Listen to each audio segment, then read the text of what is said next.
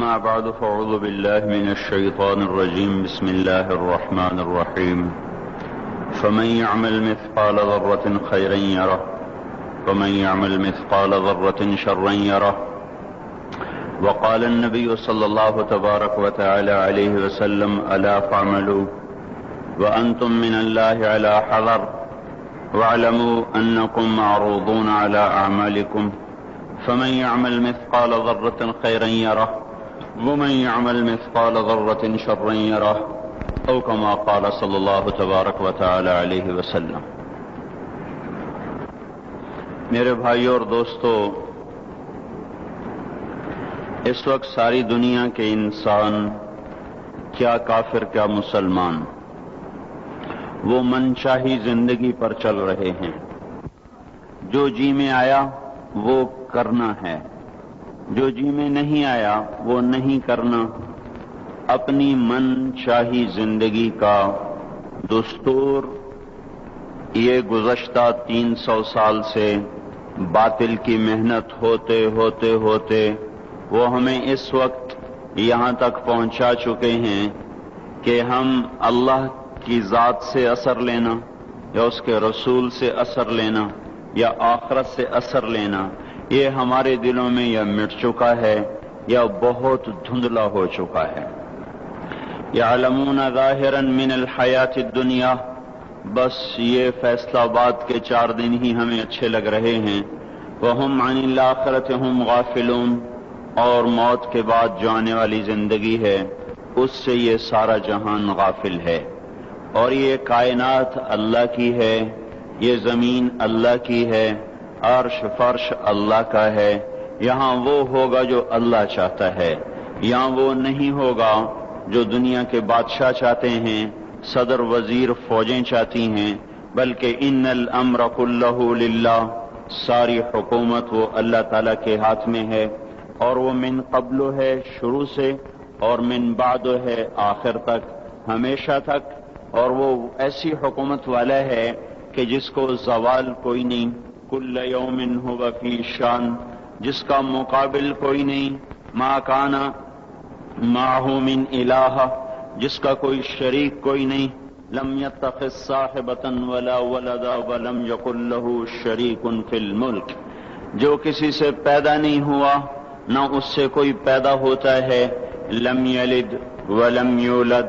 سارے جہان کو بنایا خود بننے سے پاک، سارے جہان کو مارتا ہے مارتا رہے گا، خود موت سے پاک ہے، سارے جہان کو مارتا ہے مارتا رہے گا، خود موت سے پاک ہے، سب کو بنایا بننے سے پاک، سب کو مارا مرنے سے پاک، اپنے ارادوں میں وہ کامل ہے، ما شاء اللہ کان، وہ جو چاہتا ہے کرتا ہے، وما لم یشاء لم یکن، وہ نہ چاہے تو کوئی کروا ہی نہیں سکتا، وما تشاءون الا ان یشاء اللہ رب العالمین، تم بھی اللہ کے محتاج ہو، تمہارا چاہا بھی تبھی پورا ہوگا جب اللہ تعالیٰ بھی چاہ لے۔ فرعون کی ساری طاقت لگی کہ موسیٰ علیہ السلام کو ذبح کرنا ہے،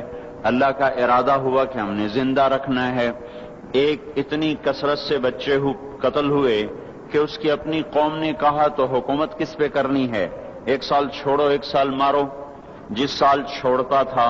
اس سال ہارون علیہ السلام اللہ نے پیدا فرمائے، جس سال قتل کرتا تھا اس سال موسیٰ علیہ السلام کو اللہ تعالیٰ نے پیدا فرمایا، حالانکہ اس کا عکس کرتا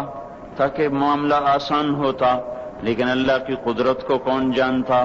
پھر ایسا نظام چلایا کہ اس کو پانی میں ڈلوایا، پانی سے فرعون کے دربار میں پہنچایا۔ موسیٰ علیہ السلام کی والدہ غمگین، جب یہ دریا میں ڈالوں گی یا ڈوبے گا یا مرے گا،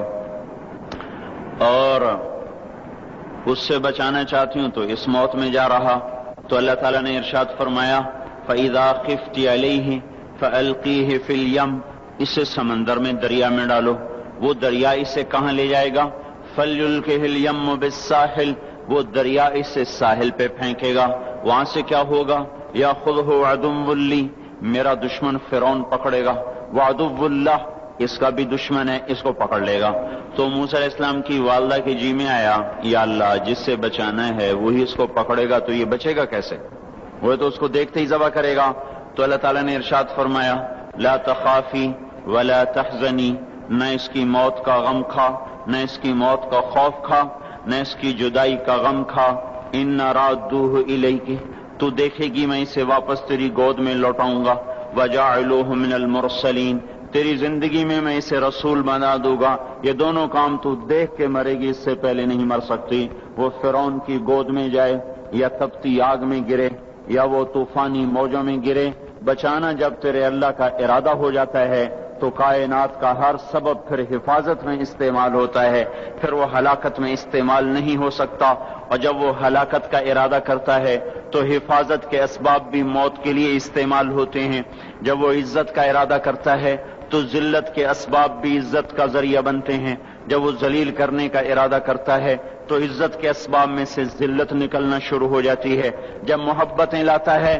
تو نفرتوں میں سے محبتیں نکال کے دکھاتا ہے، جب نفرتیں لاتا ہے تو محبتوں کو نفرتوں میں بدل کے دکھاتا ہے۔ اس کائنات میں میرے بھائیوں حکومت اللہ تعالیٰ کی ہے، یہاں وہ ہوگا جو اللہ چاہتا ہے۔ ساری کی ساری نمرود کی طاقت استعمال ہوئی کہ ابراہیم کو آگ میں جلا دو اور اسے ڈال دو، اور لکڑیاں کٹھی ہوئیں، ڈھیر لگایا گیا اور ایسی آگ دہکی کہ اوپر سے اڑنے والا پرندہ بھی اس میں جا کے گر کے راکھ ہو جائے۔ اب ابراہیم علیہ السلام کو پھینکنے کا وقت آیا تو ان کو قریب جانے کا کون راستہ ہی کوئی نہیں۔ ابراہیم علیہ السلام سے کہنے لگے تو خود چلا جا، وہ کہنے لگے میں کیوں جاؤں، تم نے جلانا ہے پھینکو مجھے۔ اب پھینکنے کا طریقہ کوئی نہیں، قریب جائیں تو خود جلتے ہیں۔ شیطان نے ایک ہتھیار بنا کے دیا غلیل کی طرح، اس میں ڈال کے پھینکا، کپڑے اتارے، رسیوں سے باندھا، جب ہوا میں اڑے تو جبرائیل دائیں طرف آ گئے اور پانی کا فرشتہ بائیں طرف آ گیا، یوں جا رہے۔ درمیان میں ابراہیم علیہ السلام، ادھر جبرائیل، ادھر پانی کا فرشتہ، اور ابراہیم علیہ السلام خاموش، بس اتنا کہہ رہے ہیں حسبی اللہ ونعم الوکیل، حسبی اللہ ونعم الوکیل، اس سے آگے کچھ نہیں بول رہے۔ اور ادھر پانی کا فرشتہ اس انتظار میں ہے کہ ابھی اللہ تعالیٰ فرمائے گا پانی ڈالو، آگ بجھاؤ۔ جبرائیل اس انتظار میں ہے کہ یہ مجھ سے کچھ کہیں تو میں آگے کروں۔ تو جب دیکھا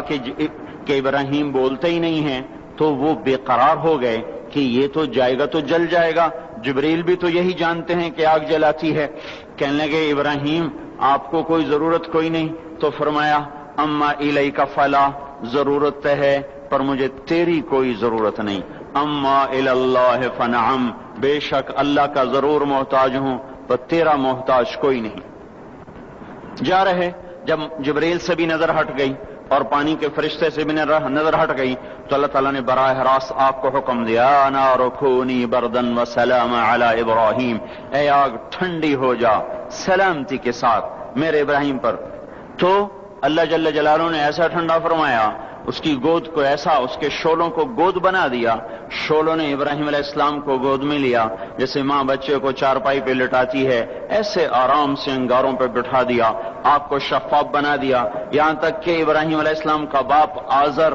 جو جانی دشمن اور قتل کے در پہ، جب اس کی نظر پڑی تو اس کی زبان سے بھی بے ساختہ نکلا نعم الرب ربک یا ابراہیم، اے ابراہیم تیرے رب کے کیا کہنے، کیا ہی زبردست ہے تیرا رب۔ میرے بھائیوں، کائنات میں جو بھی شکل ہے، جو بھی صورت ہے، اس کو اللہ نے بنایا ہے، وہ اللہ کے قبضے میں ہے، وہ اللہ کے تابع ہے، اللہ کی چاہت سے استعمال ہوتی ہے۔